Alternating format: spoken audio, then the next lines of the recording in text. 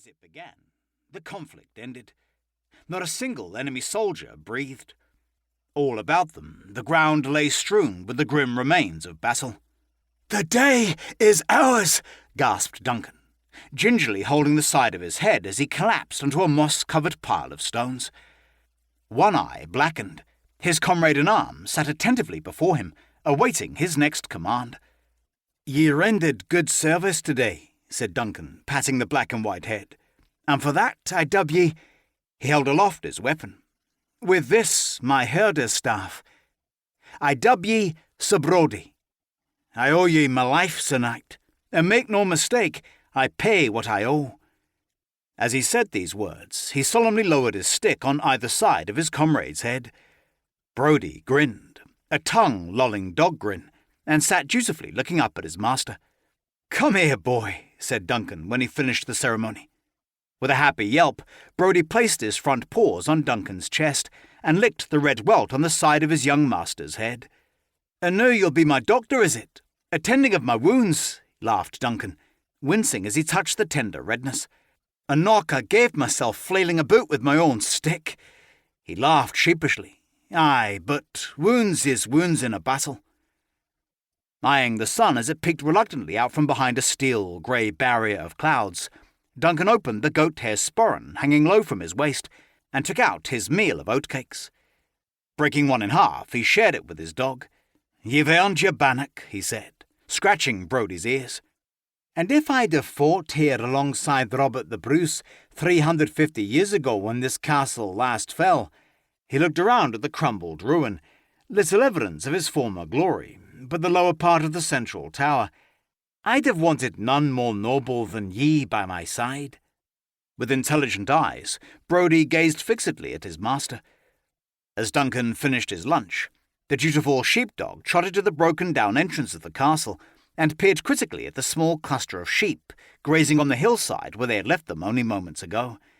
"All's well?" asked Duncan when the dog returned. "Course it is," he answered his own question. "Or you'd be off after him, like a bullet blown from the musket of a king's dragoon, hunting down a son of the Covenant. Like me," he added, frowning pensively.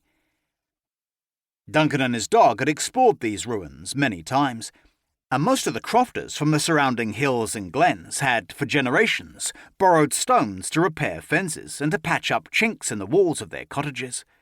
Picked over as it was, with each visit Duncan felt, with a quickening of his pulse, that this might be the day he'd uncover some long-forgotten treasure. His eyes narrowed as he scanned the mounds of rubble and the jagged remains of ruined walls. It had been a long winter of heavy snow, and spring rains had come in torrents and had lasted for weeks.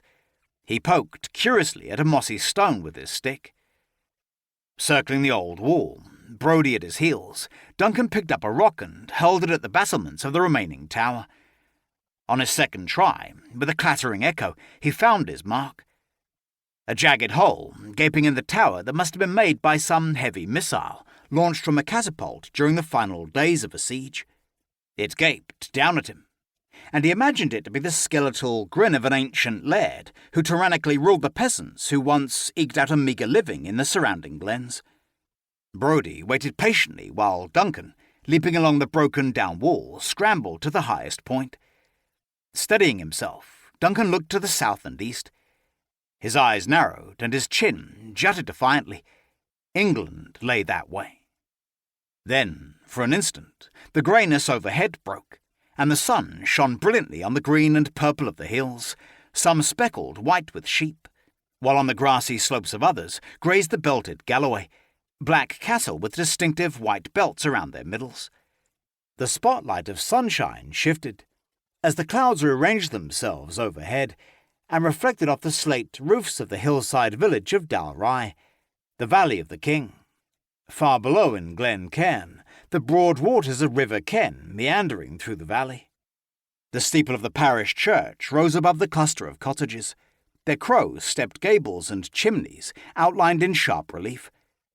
4 years had passed since Duncan had been inside the stone walls of the church, now under the control of the popish bishops and the local curate, a drunkard named George Henry.